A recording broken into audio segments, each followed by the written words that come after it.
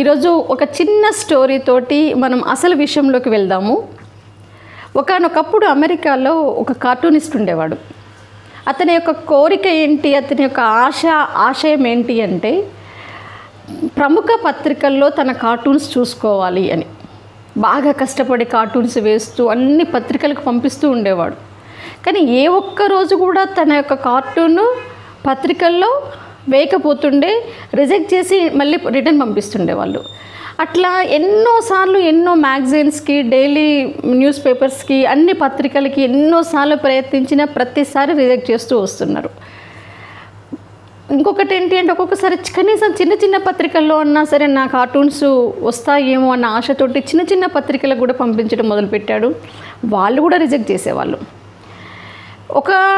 ఒక్కొక్కసారి అతన్నే పర్టికులర్గా వెళ్ళి కలిసి ఒక్కసారి నాకు అవకాశం ఇవ్వండి అని చెప్పేసి బ్రతిమలాడుకున్నా కూడా నీ కార్టూన్స్ బాగాలేవు అని చెప్పేసి రిజెక్ట్ చేసేవాళ్ళు. ఎంత కష్టపడేస్తున్నా కూడా నా కార్టూన్స్ అస్సలు కూడా పత్రికలు వాళ్ళు యాక్సెప్ట్ చేయట్లేరు, నాకు ఎక్కడ లోపం జరుగుతుంది అని చెప్పేసి ఓ రోజు ఆ కార్టూన్స్ అన్నీ ఒక బ్యాగ్లో పెట్టుకొని చర్చి ముందు కూర్చొని ఆలోచిస్తూ ఉన్నాడు. అక్కడి నుంచి చర్చ్ ఫాదర్ బయటకు వస్తూ ఇతన్ని అబ్జర్వ్ చేశాడు. ఏంటి ఇక్కడ కూర్చున్నావు, ఈ కార్టూన్స్ ఇవన్నీ ఏంటి అంటే తన స్టోరీ అంతా చెప్పాడు అన్నట్టు. సో నేను ఎంత కష్టపడి నా లక్ష్యం ఏంటి అంటే నా కార్టూన్స్ని పత్రికల్లో చూసుకోవాలి అని. కానీ నేను ఎక్కడ పోయినా నాకు రిజెక్ట్ చేస్తున్నారు, ఎక్కడ నాకు యాక్సెప్ట్ చేయట్లేరు అని చెప్పేసి తన స్టోరీ అంతా చెప్తూ బాధపడతాడు. అప్పుడు ఆ చర్చ్ ఫాదర్ ఏం చేస్తాడంటే, సరే ఇప్పుడు నీకు ఒక వర్క్ కావాలి కదా, తినడానికి నీకు ఒక వర్క్ కావాలి, ఉండడానికి ఒక షెల్టర్ కావాలి, కాబట్టి పక్కన మాకు ఒక రేకుల షెడ్ ఉంది, అందులోనే ఉండు, మాకు ఇక్కడికి వచ్చేటువంటి వాళ్ళకి ఉపదేశం చేసే విధంగా, ఉపదేశానికి పనికొచ్చే విధంగా కొన్ని బొమ్మలు వేస్తూ ఉండు అని చెప్పేసి తనకు ఒక వర్క్ అప్పచెప్పేసి ఆ రేకుల షెడ్ తీసుకెళ్ళి చూపిస్తాడు. అంటే తన లక్ష్యం వేరు, తన ఆశయం వేరు, కానీ ఇక్కడ వీళ్ళు అప్పచెప్పినటువంటి పని వేరు. సరే ఏదో ఒక అవకాశం వచ్చింది కదా, దాన్ని అందిపుచ్చుకుందాము అని చెప్పేసి వెనక్కి తిరిగి ఆలోచించుకోకుండా ఓకే అంటాడు. తీసుకెళ్ళి ఆ రేకుల షెడ్లో ఉంచుతాడు. తను రోజు వీళ్ళు అడిగిన విధంగా కార్టూన్స్ వేస్తుంటాడు. కానీ ఆ రేకుల షెడ్ ఎలా ఉంటుందంటే చాలా అధ్వానంగా ఉంటుంది. పనికిరాని వస్తువులన్నీ అందులో ఒక డంప్ చేసినట్టుగా ఉంటాయి. చెత్త చెదారము, వాటర్లో రకరకాల జీవరాశులు, ఎలుకలు, డస్ట్, మొత్తం ఘోరంగా ఉంటుంది. అయినా కూడా ఎక్కడ కూడా నేనేంటి, నా సిచ్యువేషన్ ఏంటి, నేను ఇక్కడ ఉన్నానేంటి అని ఏ రోజు కూడా బాధపడలేదు. అక్కడే ఉండడానికి అలవాటు పడిపోయాడు. సో ఒక్కొక్కసారి ఏంది అంటే ఆ ఎలుకల సప్పుడికి అటు ఇటు తిరుగుతుంటే తనకి నిద్ర కూడా పట్టకపోతుండే, లేచి కూర్చునేవాడు. అలా కూర్చుంటూ ఒకరోజు ఆ ఎలుకల్ని అబ్జర్వ్ చేశాడు. అవి అంత యాక్టివ్గా అటు ఇటు తిరుగుతూ వాటి యొక్క యాక్టివిటీస్ని వీటన్నిటిని అబ్జర్వ్ చేస్తూ వాటిని ఒకసారి కార్టూన్గా గీయడం మొదలుపెట్టాడు. అతను గీసినటువంటి ఆ కార్టూన్ నుంచి సృష్టించబడిందే మిక్కీ మౌస్. ఆ కార్టూనిస్ట్ ఎవరో కాదు, వాల్ట్ డిస్నీ. ఈ చిన్న స్టోరీలో అతను ఆ వాల్ట్ డిస్నీ అనే కార్టూనిస్ట్ తనకు అవకాశాలు రాక అందరూ రిజెక్ట్ చేస్తున్నా కూడా ఓపిక్గా తనకి ఎక్కడ లోపం జరిగింది అని తను రెక్టిఫై చేసుకుంటూ ప్రయత్నిస్తూనే ఉన్నాడు. కానీ ప్రయత్నాన్ని ఎక్కడా విరమించలేదు. సో ఏదో ఒక రకంగా ఇంకొక క్రియేటివిటీ అనేది తనలో నుంచి బయటపడింది. అద్భుతమైనటువంటి మిక్కీ మౌస్ సృష్టికర్త ఎవరు అంటే వాల్ట్ డిస్నీ. ఈ స్టోరీలో మొట్టమొదట తనని పత్రికల వాళ్ళందరూ రిజెక్ట్ చేసినప్పుడు ఇక నేను ఎందుకు పనికిరాను అని తను అనుకుంటే, లేదా ఈ పత్రికల వాళ్ళందరూ అన్ని రకాల పత్రిక వాళ్ళు కూడా వాళ్ళని రిజెక్ట్ చేస్తున్నప్పుడు నా తలరాత బాలేదు అని తను అనుకుంటే, నా అదృష్టం బాలేదు అని తను అనుకుంటే, నా కర్మ ఇంతే అని తను అనుకుంటే మనము మిక్కీ మౌస్ని చూడకపోతుంటే వాల్ట్ డిస్నీ చరిత్రలో నిలబడకపోతుండే. ఈ స్టోరీ మనకేం చెప్తుంది? మనం ప్రయత్నిస్తుంటాం, ఒక్కొక్కసారి అడ్డంకులు ఎదురవుతుంటాయి, ఒక్కొక్కసారి చుట్టూ ఉన్న వాళ్ళు మన ప్రతిభను గుర్తించరు, పరిస్థితులు కూడా మనకు అనుకూలించవు.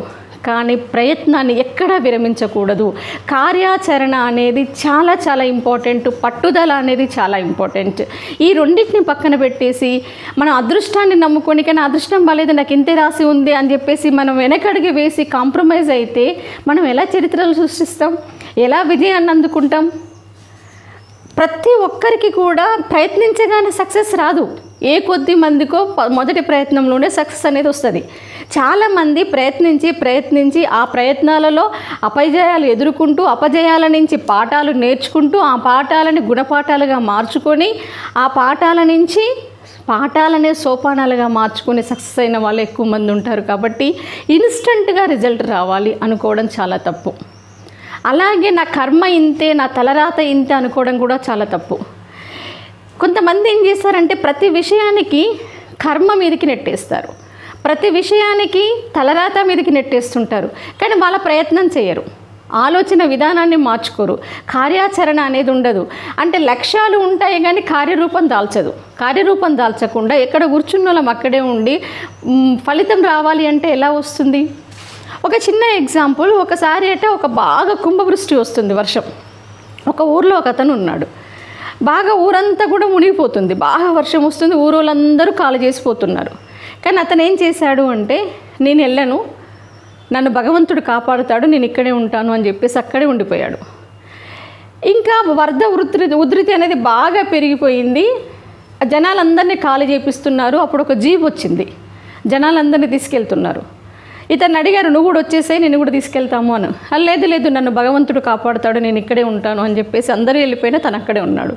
ఇంకా వరద పెరిగిపోయింది, ఈసారి పడవ వచ్చింది, పడవలో మిగిలిన వాళ్ళందరినీ తీసుకెళ్తున్నారు. ఇతన్ని అడిగారు, నువ్వు వచ్చేసేయి, వరద పెరిగిపోతుంది, ప్రాణ నష్టం ఉంటుంది అంటే, లేదు నన్ను భగవంతుడు కాపాడుతాడు, నేను ఇక్కడే ఉంటాను అన్నాడు. ఇంకా వరద ఎక్కువైపోయింది, తన కింది నుంచి సెకండ్ ఫ్లోర్లోకి వెళ్ళి పైనకి వెళ్ళి డాబా మీద నిలబడ్డాడు. బాగా వరద ఎక్కువైపోతుంది, ఇండ్లన్నీ మునిగిపోతున్నాయి. అప్పుడు హెలికాప్టర్ వచ్చింది, ఇప్పుడైనా రా నేను తీసుకెళ్తాము అంటే, లేదు నన్ను భగవంతుడు కాపాడుతాడు. ఈసారి వరద బాగా ఎక్కువైపోయింది, ఆ సెకండ్ ఫ్లోర్లో ఉన్న డాబా మీద కూడా నీరు చేరిపోయింది, నీళ్ళలో కొట్టుకొని పోయాడు, చచ్చిపోయాక దేవుడు పైకి వెళ్ళిపోయిన తర్వాత దేవుడు ఎదురయ్యాడు. ఇతను బాగా కోపం వస్తుంది, దేవుడా నేను నమ్ముకొని ఉన్నాను, కానీ నువ్వు నాకేం చేసావు, నువ్వు నన్ను వచ్చి కాపాడలేదే అని చెప్పేసి దేవుని క్వశ్చన్ వేస్తాడు. అప్పుడు భగవంతుడు రిప్లై ఇస్తాడు అన్నట్టు, చూడు నిన్ను కాపాడుదామని ఫస్ట్ జీబును పంపించాను, నువ్వు వినలేదు, తర్వాత పడవను పంపించాను, నువ్వు వినలేదు, తర్వాత హెలికాప్టర్ని పంపించాను, నువ్వు వినలేదు. ఇవన్నీ చేసింది నేనే, కానీ నువ్వేం చేసావు, కనీసం ప్రయత్నం చేయకుండా, నిన్ను నువ్వు రక్షించుకునే ప్రయత్నం కూడా చేయకుండా, ఆలోచన చేయకుండా కర్మ సిద్ధాంతానికి లేకపోతే భగవంతుడి మీదకి నెట్టేసి నువ్వు కూర్చున్నావు అని చెప్పేసి భగవంతుడు చెప్తాడు అన్నట్టు. అంటే దీన్ని బట్టి మనకి ఏమర్థమవుతుంది, ప్రతి దానికి మనం ప్రయత్నం ఇస్తే ప్రతి దానికి సొల్యూషన్ ఉంటుంది, ప్రతి సమస్య వెనకనే సొల్యూషన్ ఉంటుంది. ప్రతి తాళానికి తాళం చెవి ఎలా ఉన్నట్టుగానో ప్రతి సమస్యకి కూడా పరిష్కారం ఉంటుంది. ఈ పరిష్కారము లేకపోతే ఎదురైనటువంటి ఆ సమస్య నుంచి బయటపడాలి అన్నా, మనని మనం ప్రూవ్ చేసుకోవాలన్నా మనం ఏం చేయాలి ఎక్కడ అంటే ప్రయత్నించాలి. ఆలోచనలు ఉంటాయి, ఇలా చేయాలి అలా చేయాలని ఆలోచిస్తూ కూర్చుంటే సరిపోతుందా? ఆలోచనల్ని కార్యరూపంలోకి దాల్చాలి. ఒక ప్రయత్నం బెడిసికొట్టింది, మళ్ళీ ప్రయత్నించాలి, మళ్ళీ ఒక ప్రయత్నం బెడిసికొట్టింది, మళ్ళీ ప్రయత్నించాలి. అలా కంటిన్యూస్గా ప్రయత్నిస్తే ఖచ్చితంగా ఫలితం వస్తుంది. అదే అదృష్టం అనుకోవాలి. అదృష్టం అంటే ఏంటి?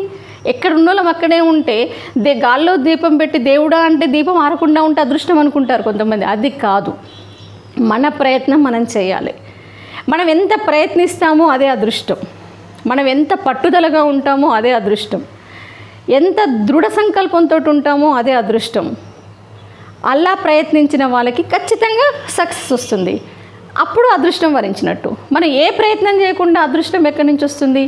అదేవిధంగా ఏదైనా సమస్య ఎదురైనప్పుడు కూడా సమస్య నుంచి బయటపడే ఆలోచన చేయకుండా భగవంతుని నిందించుకుంటూ లేకపోతే పక్కనోళ్ళని నిందించుకుంటూ తలరాతని నిందించుకుంటూ కూర్చుంటే జరిగేది ఏమీ లేదు, నష్టపోయేది మనమే. కాబట్టి ఇప్పుడు మనం చెప్పుకున్నటువంటి దీంట్లో ఫెయిల్యూర్కి బెదిరిపోయి లేకపోతే భయపడిపోయి లేకపోతే ప్రతికూలాలకు భయపడిపోయి ప్రతి చోట అతన్ని రిజెక్ట్ చేసినప్పుడు భయపడిపోయి తన ప్రయత్నాన్ని అప్పటికే ఆపేస్తే వాల్ట్ డిస్నీ ప్రపంచ ప్రఖ్యాత కార్టూనిస్ట్ కాకపోతుండే, మిక్కీ మౌజ్ అనే ఒక గొప్ప ఆవిష్కరణను మనం చూడకపోతుంటివి. ప్రతిసారి ప్రయత్నించాడు, ఓపిక పట్టాడు, ఎలుకలు ఉన్నటువంటి షెడ్డులో నిద్ర పట్టకపోయినా ఆ కష్టాలను కూడా భరించాడు. అవసరమైతే కష్టాలు భరించేంత సహనం కూడా ఉండాలి. అప్పుడే తర్వాత తనకి విజయం అనేది వచ్చింది. మనం ఒకసారి ప్రయత్నించగానే విజయం రాకపోయేసరికి ఏం చేస్తాము అంటే కష్టపడడానికి ఇష్టపడకుండా అక్కడికి ఆపేస్తుంటాం. సక్సెస్ మన దగ్గరికి రాదు. మనల్ని మనం సానబట్టుకోవడానికి ఒక్కొక్కసారి ఎక్కువ కష్టపడాల్సి వస్తుంది, ఎక్కువసార్లు ప్రయత్నించాల్సి వస్తుంది. సో మనలో కూడా వాల్ట్ డిస్నీ అంత పట్టుదల ఉండాలి. కర్మ సిద్ధాంతాలు కాదు, అదృష్ట సిద్ధాంతాలు కాదు, ఆచరణ అనేది చాలా ఇంపార్టెంట్. మనం ఏం కావాలనుకున్నామో, మనం ఏం సాధించాలో అనుకున్నామో అది మన ఆచరణలోనే ఉంటుంది, మన ఆలోచనల్లోనే ఉంటుంది, మన చేతిలోనే ఉంటుంది.